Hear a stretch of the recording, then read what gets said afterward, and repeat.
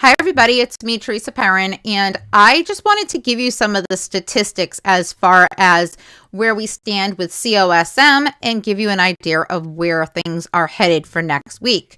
So let's get started. Please remember that nothing I say is financial advice and always do your own DD. All right, guys, so you may have seen this floating around social media. It's from Greg Siokas, the CEO, and it says that I'm excited to see Cosmos emerge into a stronger financial position. We have had 2 successful capital raises in 2022, both of which I happily participated in for a combined amount of $3 million. Since 2019, I have invested over $10.6 million at an average price of $5.25 of my personal assets in Cosmos, as I have always believed in its growth and profitability prospects. My interests have always been and will continue to be aligned with those of shareholders, and I am constantly working to make sure shareholder value is realized. Given our new financial stability, I am hopeful about the future of Cosmos and our ability to rapidly grow as an international health and wellness company with multiple strong brands. I want to thank our shareholders and our team members who have helped us through this journey. Now, guys, I do believe that this is 525 pre-split, which would mean multiply that by 25, and as you can see, it's over $130 per share that he has paid. Pretty significant given the fact that we are currently trading at $7 in change. So obviously the reason I bring this to your attention is because it's going to be in Greg's best interest to get this price to rise because of growth in the company as fast as possible. And if he didn't believe in that, I don't think he would have invested that kind of money. So clearly he feels strongly that Cosmos is very undervalued at these current prices.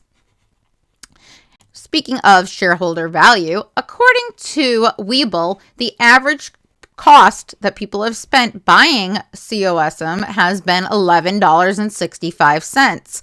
Now, this is based on the fact of the closing, because you can see the closing price was $23.01 before they tanked it in after hours. Currently at market close, 99.72% of people were in profit. And it's showing here that the shares outstanding are 3.35 million, guys, which I find very interesting considering that according to the company itself, if you watched my video that I made yesterday, the share count is currently around 7.7 million. And this is only half. Is he subtracting out the CEOs in that share basis? Because clearly the CEO, based on what I had just read, if that was circulated prior to the 25-to-1 split, his price is a lot higher, right? Now, 90% of people's cost range, according to this, is between $509 and $1997. 70% are between $695 and $1687, which, guys, a lot of people, now that it's around $7 and change, are probably not in profit like this appears to be, right? Especially if the average buy price was $11.65.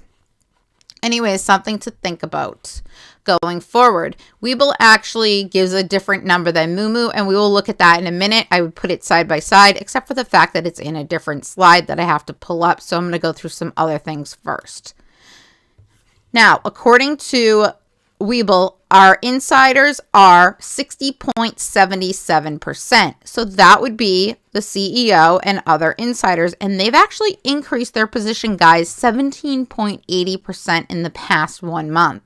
So clearly they think that we're undervalued, like I just stated. Institutions only own 0.24%. So you can see why they're manipulating the stock so much, because they're not hurting one another. They're only hurting the CEO and retail.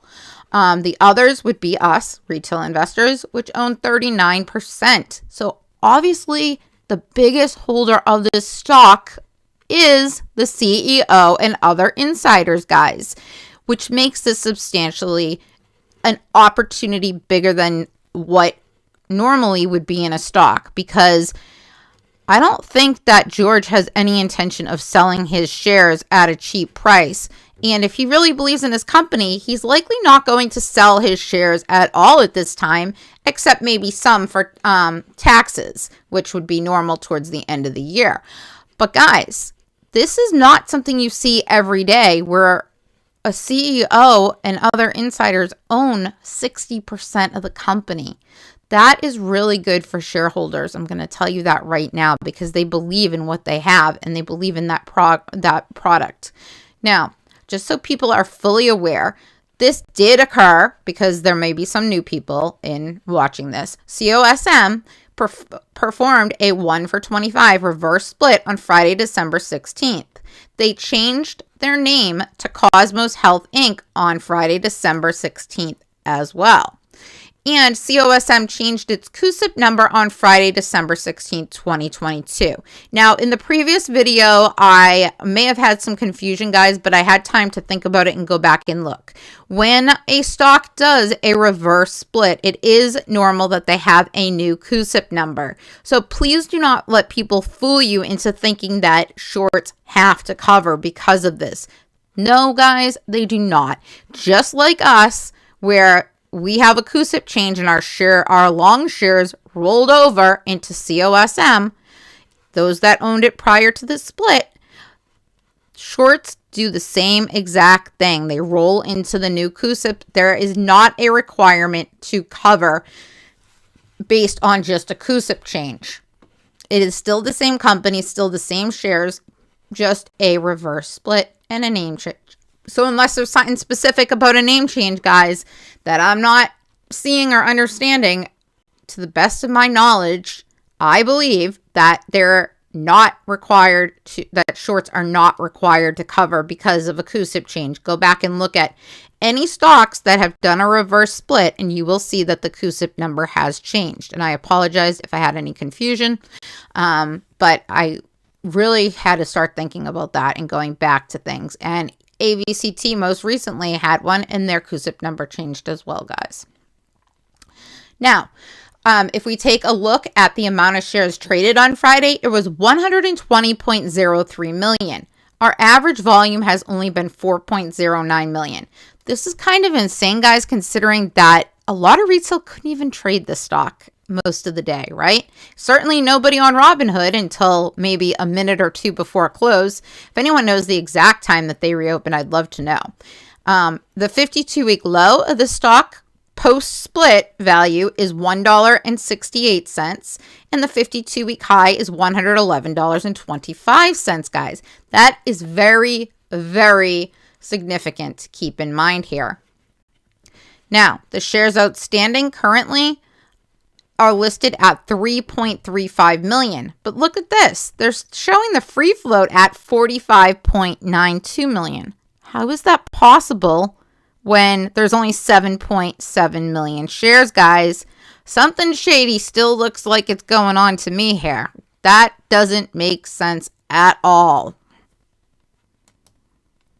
Now, look at this spike that we had after this. It came all the way back down to a low. And guys, it went even lower. On Robinhood, I saw this hit 40 cents after the split.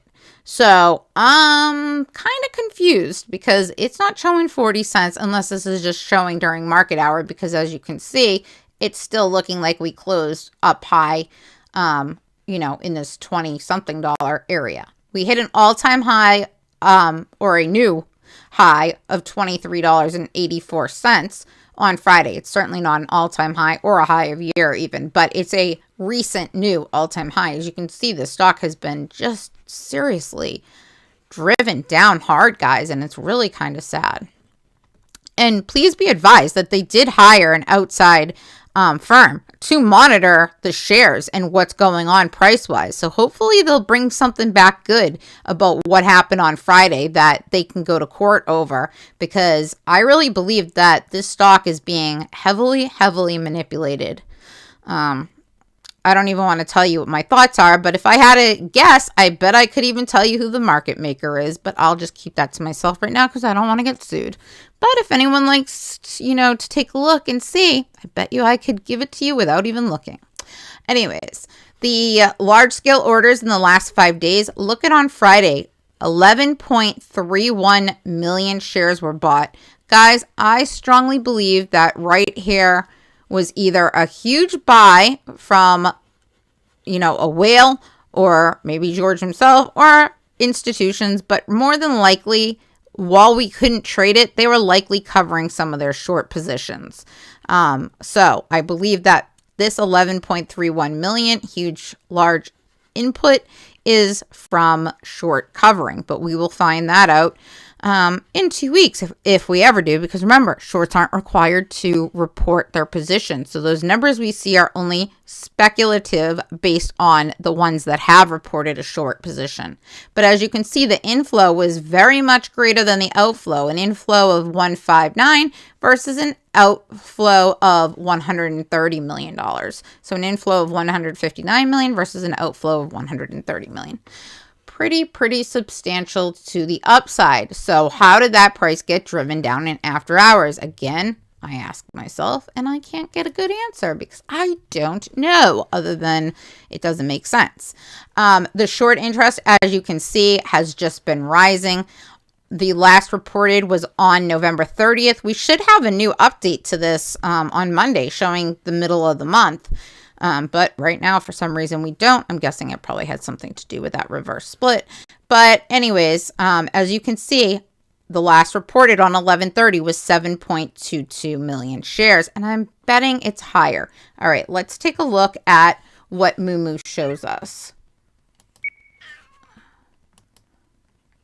According to Webull, the net inflow was 283.43 versus 193.90 outflow. So was this after hours inclusive is my question, because it's very different from what Webull is showing us. And I wonder why, because they should match, right? But again, they're both significantly more inflow. The net inflow is 89.53 versus the outflow higher. So that's pretty huge, guys. And also, according to Moomoo, it says that 100% of people are in profit, which I do not believe for 1 minute, unless it was at 23.01. But even then, unless those prices aren't adjusted for the CEO, unless that 525 is based on the adjustment, then that could be the case. And then yes, if the price was still 23.01, then yes, everyone would be in profits. But the average cost, they're saying, is $9.10. Now, I find that strange given the fact that Webull has it at $11 as well. So see how things don't add up? And these are things that should. So if anyone has any ideas why, please comment them below, because I'd love to know your thoughts. Now let's take a look at Fintel and some other things. And Ortex. So the estimated short interest according to Ortex is 11.07%. And the free float on loan is 14.93%, guys. I do not believe that this has been adjusted for the split yet. And utilization they have as 97.78%. Again, I don't think this has been updated because I think it's well over 100% based on that 120 million share volume that exchanged on Friday. Clearly, a lot of naked shorting was going on, or naked positions. But days to cover is what I find most relevant in here, and it's at 3.84. So if potentially Friday was the start of a squeeze, then that is just 1 day of covering, right? It would take 3.84 days according to Ortex for them to complete that. And we all know what happened with GME when it squeezed. Now, please don't say that I'm saying this is going to squeeze. It is a possibility. It could, especially given that the CEO owns the majority of those positions, which is why that number that Webull had of that 3.53 million is most likely the free float that's available now.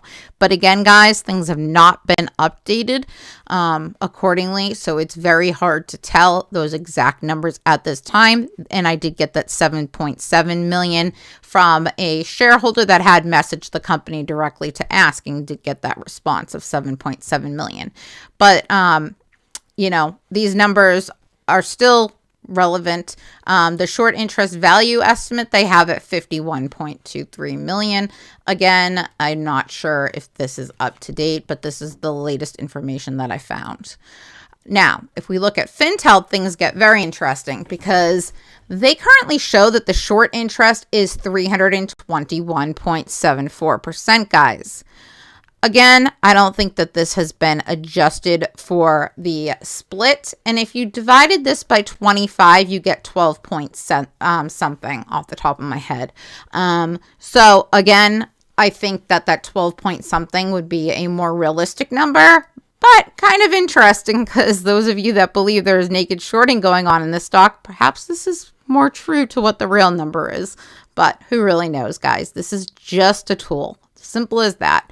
0.14 days to cover. Again, that 0.14 is based on the volume that we're currently trading, guys. Don't read too much into Fintel. A lot of times it has not been right. Now, this I do like to look at Fintel for. But again, suddenly shares tend to appear out of nowhere when they need them. If you guys watch The Big Short and things like that, I think their key term was F3 override. You know, it seems like they F3 override anytime they want shares. So, hey, it is what it is. But currently they're showing that there are no shares left for shorts to borrow. So things could get very interesting if that indeed is true on Monday. And they're saying the cost to borrow is between 70.64 and 73.72, which also please note that why is that lower? On Friday when the price has significantly changed, and it seems like the short interest cost to borrow has gone down. So that I don't understand, but maybe it's just because there's no shares for them to borrow, so it's not adjusted. And also something else that I realized was, look at this.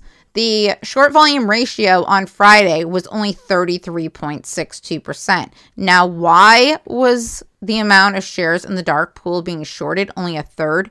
Well, guys, my thoughts on that is simply because Robinhood, you couldn't trade all day. And where are the majority of retail shares purchased? From payment for order flow brokers like Robinhood, Webull, TD Ameritrade, I believe is one as well. And if you couldn't trade those for part of the day or the majority of the day or all of the day, then obviously they couldn't get those shares to borrow that you're buying, and they're turning around and borrowing and shorting, right? A lot of the times. So that is why the number was significantly less than what it has been the last 2 weeks, where it's mostly been in the 40s to 50% range. The highest in the past 2 weeks was that day before at 54.20%. But most days, as you can see, one other day at 39.74, the rest in the 40s, and then those 2 days that we have in the 50s. So clearly, they're doing a lot of shorting here, and that doesn't really match up to the 11% that you're seeing, or the 12% if you divided that in half. So I'm curious to see what the updated numbers show us. And also, failure to delivers, things could get interesting towards the end of the month. Look at these FTDs in the 10 million, 18 million, 17 million, but then they go down, guys. So when these go down, it means that they have found shares to cover a lot of those positions. So don't be surprised if we get a new set of numbers in another week or so, if we see, as things get crazier, that this number starts to go back to the upside again. However, you know, interest was high for a period of time in COSM, and then it seems like they shorted it and retail got bored. So my true thoughts on, is this going to make moves to the upside or to the downside tomorrow? Personally, if there are no shares to borrow like this suggests, I do believe that this stock could have a substantial chance of making a nice move to the upside. I'm more inclined to think that in the early morning hours, unless they use this time in the price that they shorted it down to on Friday to cover, then we could see a run right off the bat. But if they use the opportunity and have more shares that they're holding through the weekend to try to short attack and get more fair in the market, which is a possibility as well, then we could see it move down. All in all, guys, I do expect, though, that we are not done with COSM, that we are going to see a significant run. Please remember that with that 1 for 25 price per share, we have not hit even $1 yet. Think about that. So, you know, there's a long way up, in my opinion, to go before we see anything. And if indeed the CEO's shares are 525 pre-split, meaning currently around $130 plus, then I think there's a lot more room to go. But guys, I do not know what date that was on. I just see a lot of people talking about that on social media. So I wanted to show it to you and tell you, you need to think of it at both sides. Is that, when did it come out? If anyone knows the exact date, please let me know so I can pass it on to people and they can have a better understanding of that, because that is relevant, especially given the fact that he owns, him and other insiders own 60% of the float, right? Now, the fact that they own 60% of the float is very, very good for us, guys, because if there's really only 3.35 million shares of this stock, you better believe that this can fly, and this could fly very, very high if he's holding his shares and not planning to sell them anytime soon, which I'm suspecting the majority of it he would be. You know, I believe that he firmly believes in his company, although, hey, if this does indeed make a serious run and squeeze, is he going to sell some? Well, possibly, wouldn't you? I don't know. It all depends on what his thought process is.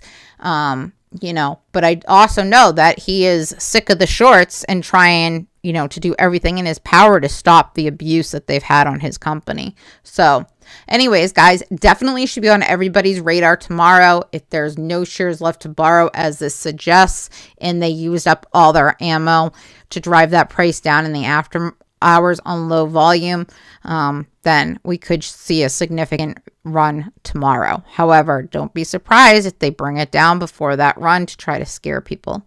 You know, just have to keep that in the back of your mind. And please, please, please, guys, do not invest money in this stock that you cannot afford to lose. Obviously, they've been playing games with this for a long time, and they're not going to give up easily. So keep that in mind when you're trading. I don't want to see anybody have significant losses because of FOMO and buying the top, okay? So be smart about it. Remember to take some profits along the way and draw out your support and resistance. That's the best I can advise you. And don't believe pump and dump rumors of crazy numbers like it's going to go to $1,000 or $10,000 a share. Guys, they said that with AMC. They said that with GME. Let's be real. Do you honestly think that if it started running in that direction, that they wouldn't take away the buy and the sell button again? Because I think we all know and have seen. Clearly, they took away the buy and the sell button on Friday. They took away the buy button with GME. Don't think for a single minute that they are not going to stop something from potentially happening. It seems like they always find a way, and they cheat to win, and they don't care. They don't care about the fine or the slap on the wrist. The only way that they're going to finally stop doing what they're doing, in my opinion, is if one of them gets jail time. But the sad part is they would probably take the little guy and put all the blame on him, and get off the hook, you know? Blame it on the janitor or somebody who they agree to pay their family, you know, significant money for them to go sit in jail. Something like that. Don't put it past them, because I wouldn't, sadly. But that tends to be how things work in this world. So until changes are made and until they're held accountable, then prepare for them to just continue to screw us, because they have up till now, and I don't see any changes happening that are going to protect us. Just being honest. All right, guys, have a great